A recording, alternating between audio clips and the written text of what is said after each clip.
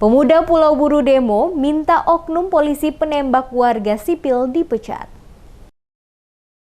Kelompok pemuda asal Pulau Buru menggelar aksi demonstrasi menuntut pengungkapan kasus penembakan oleh oknum anggota Brimob, Bribka Andre Batuwail, yang menewaskan Mede Nurlatu di Gunung Botak, Kabupaten Buru pada Sabtu 29 Januari. Para demonstran menuntut agar pelaku dipecat dari anggota kepolisian serta meminta Polda Maluku transparan mengusut tuntas kasus tersebut. Menggunakan mobil bak terbuka, para pendemo juga sempat berorasi di depan Tugu Gong Perdamaian Dunia dan dikawal aparat kepolisian. Menurut mereka, aksi penembakan warga sipil di Gunung Botak yang dilakukan oleh oknum polisi Bribka AB telah mencederai Korps Kepolisian Republik Indonesia yang seharusnya menjadi pengayom dan pelindung masyarakat. Oleh sebab itu mereka berharap agar pelaku dipecat. Diketahui sehari setelah insiden penembakan, Kapolda Maluku Irjen Pol Lot Haria Latif bersama sejumlah pejabat teras Polda Maluku turun langsung ke Pulau Buru dan melakukan pertemuan bersama keluarga korban di Mapolres Pulau Buru pada Minggu 30 Januari.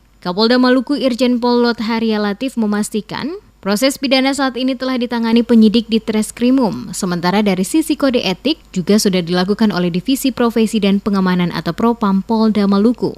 Dalam pertemuan dengan keluarga korban, Kapolda meminta pihak keluarga untuk mempercayakan kasus ini kepada Polri. Kapolda berjanji akan menindak tegas pelaku karena telah menghilangkan nyawa orang lain. Pada kesempatan itu, Kapolda juga menyampaikan turut berbela-sungkawa yang sedalam-dalamnya atas meninggalnya almarhum. Ia merasa prihatin dengan peristiwa yang merenggut nyawa almarhum. Sementara itu, perwakilan dari keluarga korban yang datang yaitu Yohanes Nurlatu, selaku Kepala SOA Nurlatu, serta pihak keluarga yakni Samsul Nurlatu dan Wilder Nurlatu, menginginkan agar pelaku dapat dihukum baik secara pidana maupun dapat dipecat dari anggota polisi.